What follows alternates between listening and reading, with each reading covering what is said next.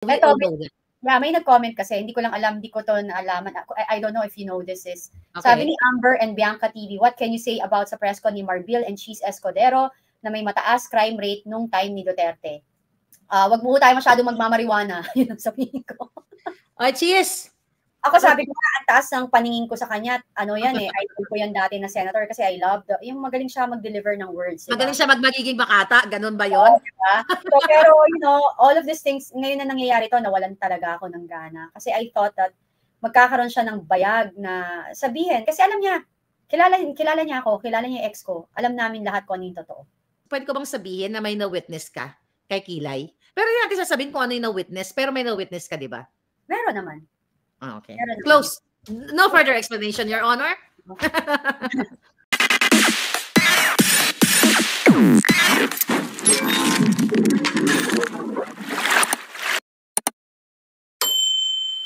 Dapat seriously speaking, napakadali lang maging transparent eh. Exactly. Tapos unang batas na gusto ko, death penalty. Oh, wow. I love that. Iboto na natin si Cathy Bignag. Kasi it doesn't mean na papatay ka. Para hindi ka magurgur, you need to be a straight leader. Kaya ako nga, di ba? Pag ako nga sabi ko, bangin yung sa akin, mas malupit yung sa akin eh. Tas, may torture. Oo. 10,000! 20! Ano yan? 10,000 feet? Ano, 10,000 pesos pa lang. Utod na ang imo nga. Oo. Kasi dapat kasi may pangil yung batas. Dito kasi napaglalaroan nila yung batas. Kaya ayaw nila sa death penalty kasi ayaw nila magurgur. Kaya ako, pag tayo namumuno, tayo gagawa ng batas. Di ba? Kailangan natin ng presidente. Wala lang ako na yung isang leader natin or yung mga namumuno sa kongreso. It's discipline. It's like us being parent to our children na para hindi ka namin mapalo. Yung palo, ito death penalty, di ba? So ito palo. Kasi dito sa nangyayari sa gobyerno natin, kulang ang palo. Di ba? Kahit iuntog mo yan. Okay. Well, pag giniyak mo na yung, Remy. So sabi ni Cotton Fin 25, madaling maging transparent pag hindi ka magnanakaw. That's true. Exactly. That's so true. Really true. Diba? Ang hirap naman talaga kung gusto mo. Sabi ni Marian Yu, agree dapat nang ibalik ang death penalty. O sino mag-agree diyan? Mag-comment kayo diyan para mabasa ng mga bangag. Diba? Sabi niya, sabi ni Kim _ how can the Filipinos be okay with the Durugistas? Mahina party government.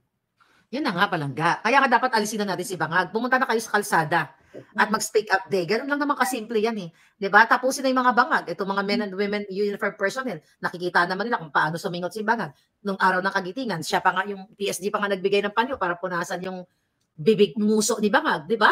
Ako, eto talaga. Pag talaga may nangyari kay Colonel Giraldo, as in, I mean, binaboy siya, talaga, you guys need to fight for him. Yeah. You guys need to fight for him. Kasi eto na yon. Eto na yung ano mo, eto na yung peak na yung isang tao is nagsasabi lang ng totoo, gusto lang niyang maging maayos na magsilbi sa bayan at maging honest. At ibulgar etong sila Dan Fernandez at saka etong sino isa? Abante, si Boy Dila.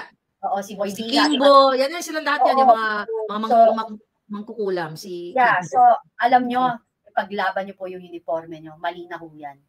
Diba? Kasi kung kaya nilang gawin yan, sa mga kasamahan nyo, kahit sa inyo, kaya nilang gawin. Huwag ko kayo matakot sa namumuno sa inyo, kasi kayo rin naman, kaya yung ibabayan eh. Ireklamo nyo yung mga katiwalian, kayo magkaisa, isa lang naman yung namumuno sa kanyo, assistant niya, office niya, pag lahat kayo, ilan bang miyembro ng kapulisan, ilan bang miyembro ng Armed Forces of the Philippines? 200 plus yung mga police. So kaya dapat talaga gorgor penalty na talaga. Ako matagal ko na sinasabi yan, sis. Yeah. 'Di ba? Dapat nga. Bakit ka mag-go against it kung wala naman talagang gagawa? Look at all this yung mayayamang country natin, 'di ba? Yes, Singapore. Diba? Yung corruption talaga dapat ang parusa diyan, gorgor eh. Oo naman. Kasi pag magyan talaga, naku, wala na magnanakaw. Siguro tatalunin pa natin ang Amerika pagdating sa ganyan. Yayaman ng Pilipinas, magkakaroon ng maraming trabaho kasi takot magnakaw eh. Imagine mo yung Pilipinas, no sis, na pwede mong iwanan yung wallet mo, na pwede mo siyang balikan kasi walang gustong kumuha ng wallet mo na dahil, mapuputol yung kamay nila or magugurgur sila, right? Exactly. Wow.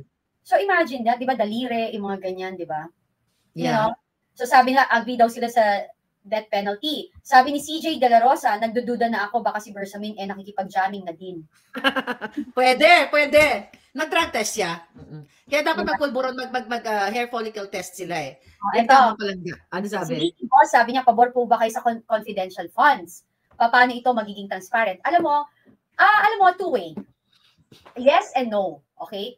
Yes, alam mo, pwede kasing maayos yan. Kaya nga confidential kasi you use it against like all this yung nag-go against the government ng mga NPA, yung mga like yung nagre-recruit na maging NPA ng mga kabataan. We use it nagagamit naman sa maganda. Pero iba kasi, ang problema, ninanakaw. As long that they can justify how they use it doesn't matter. Yeah. Diba? Ma-justify yung report nila, may resibo sila, wala akong problema yun. Hindi ho issue ang confidential funds, basta ayun nga, i-report nila sa COA and everything. Yun.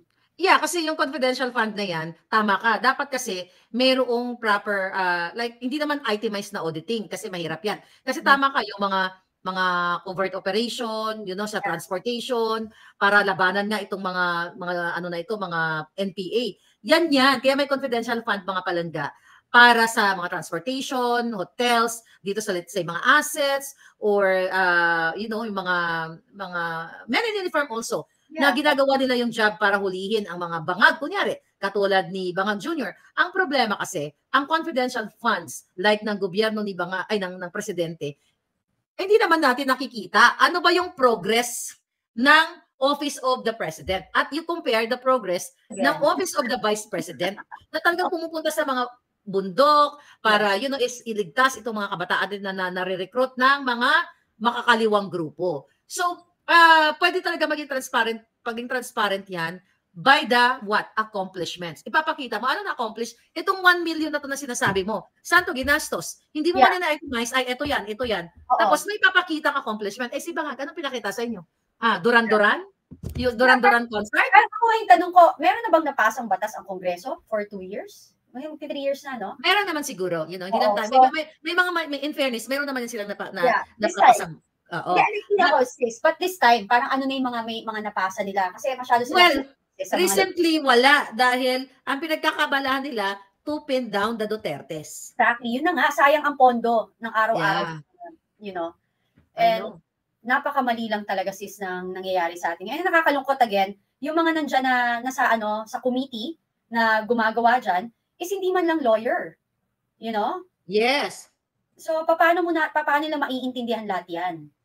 Sister, ang problema kasi, ang House Speaker nyo at ang mga nasa WAD Committee, mismo, may mga makakaliwang grupo sa WAD Committee, di ba? Diyan sila, pangalan nito? Si Brosas, sino yun? Yung yung matanda? Yan, si Manuel. No, yung babaeng makakaliwa. Sino pangalan yan?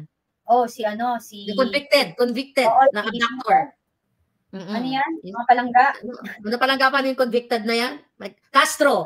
Yan, si Castro. So, dyan mismo may makasabot na ni Bang. Di ba sinabi ko nga sa inyo, isa sa expose ko na magmo-mobilize. Magmo-mobilize si Tambaloslos, si Lisa Tanas, ng mga makakaliwang grupo to rally against PRRD. Isipin niyo yun, yung budget doon, ang daming nabaha. Tapos gagastusin nila dun sa ganyan. Mobilization. Diba?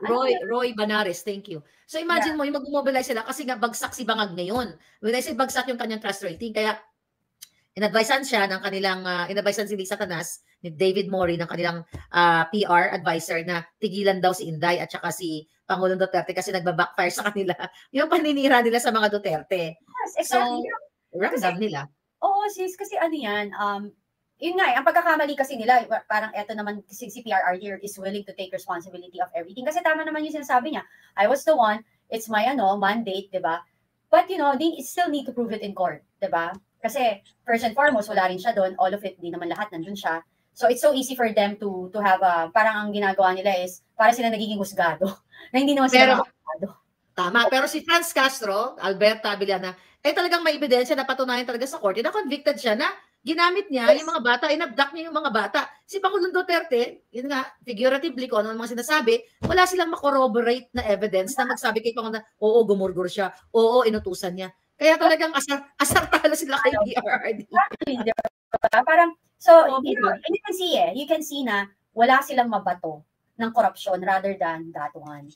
And again, like katulad ko na biktima ng mga user, yung talagang, yung menace, yung mga perwisyo sa bayan natin, is, I love what he did. Kasi, talagang nakatulong, naging peaceful naman talaga kahit papaano yung ating for 6 years. And it's proven yan. Alam ko yan, hirap na hirap silang kumuha ng drugs, takot silang kumuha ng droga, you know, and talagang naglaylo na rin lahat ng pushers. You know, kasi hindi niya ginawa, wala yun. Pasalamat ka, dapat nga ng mga panahon na yun, may death penalty. Magka-death penalty na agad eh. Sis, eto, speaking of that bumagsak ang trust rating ni Bangag, isinama pa nila si Inday Sara. Siyempre, isinama. Trust performance na Pangulong Marcos, Bibi Sara bumagsak. Pero ang totoo dito, si Bangag lang ang bumagsak. Talagang nanganap ng damay. Sabi dito, Manila Philippines bumulusok o nakitaan ng malaking pagbaba ng trust at performance. Okay? Si Bangag Jr. Alright? Si Bangag Jr. Based on, tiyati si Bangag. Okay? Okay. Trust rating ni Bangag Jr. Okay? Bias kasi itong nag-send sa akin. Pero ang hina-highlight nila si Inday. Pero ang totoo, si Bangag ang bumagsak dahil walang kwenta to sis. Hindi ko na ito babasahin tong okta. Kasi kung makikita mo sa mga comment section, sister, ang daming natatawa kay Bangag. Natatawa, nanggagalit. Di ba? Alam mo sis, babalikan ko yung war on drugs. Okay. Kasi, bakit ko babalikan? Kasi they keep on questioning yung mga namatay. Yes. Balikan din natin ang martial law. Yung victim ng martial law. Ano yung mas malala? Di ba? Yung mga taong talaga walang kalaban-laban. You cannot say, parang you cannot go against the government. Yung mandate naman, yung parang yung patakaran nila before is hindi ka pwedeng magsalita ng masama para sa gobyerno or else papatayin ka nila. Pati yung mga negosyo ng mayayaman na negosyante, inangkin nila. Alam mo yon. So, anong mas martial law o yung war on drugs na ang pinoprotektahan is yung mga biktima ng mga kriminal. O etong martial law na sila itself ang mga naging kriminal. Para alam naman din sis, alam naman ng mga biktima ng martial law talaga na ginurgor na walang yung mga inosente, di ba? Talagang mas malala yun. Well, we have to be fair naman dahil syempre ako sumuporta ako kay senior na meron akong belief na merong may good na naidulot ang martial law doon sa mga masasamang elemento. The problem is inabuso nila. Di ba? Katulad ngayon.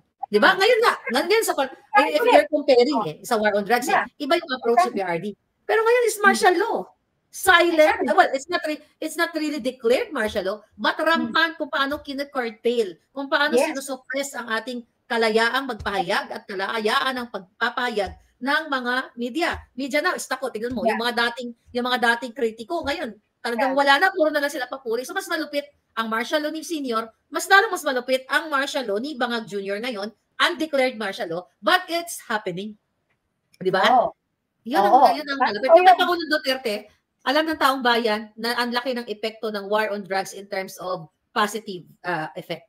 Correct. So, may nag-comment kasi, hindi ko lang alam, hindi ko to naalaman. I don't know if you know this is. Sabi ni Amber and Bianca TV, what can you say about sa press con ni Marbil and Cheese Escudero na may mataas crime rate nung time ni Duterte? Wag mo tayo masyado magmamariwana. Yun ang sabihin ko. Ay, Cheese! Kasama ba sa USBC Quezon? Secret! Nasama ba sa... you know what? Alam mo, isa yan sa nagkaharapan kami ni Trillanes at ni Raisa Robles. I don't know if you know her.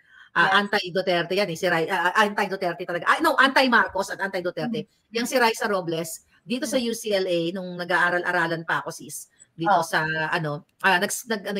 nag-launch siya ng book si Raisa Robles na kung saan talagang tinitira niya yung mga Marcos. At ang mga Duterte, isa doon sa pinagkakalat niya yung numbers ng mga namatay, yung bilang ng EJK. Sinupla ko siya doon Kasi yung mga numbers niya, fabricated o kabaga exaggerated. So dinagdagan nila. Yung kumbaga kalahati lang ang namatay, isa lang ang namatay, naging 1 million.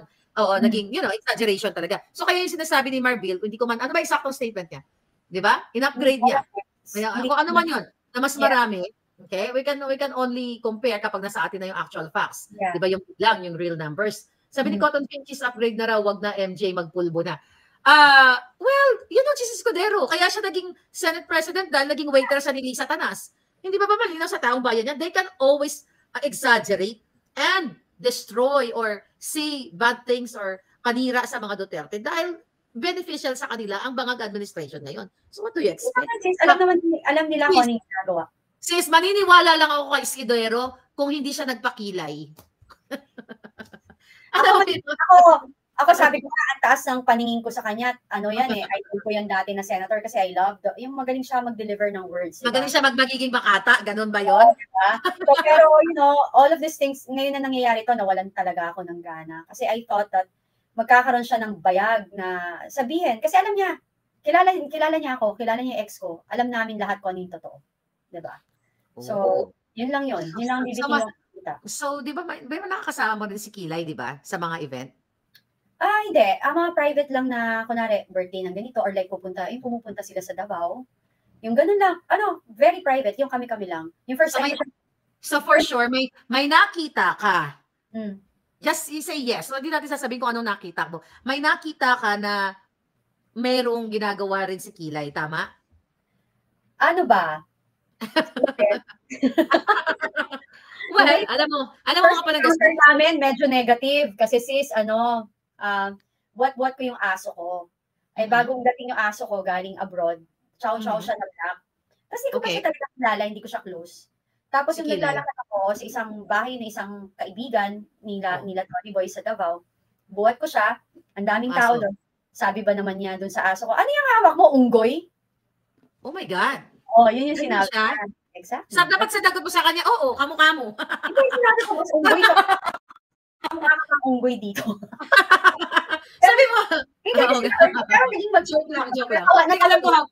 Alam mo how cute yung aso, pero parang, you know. Black chow siya. So, pero, you know, kasi ako I love pets eh.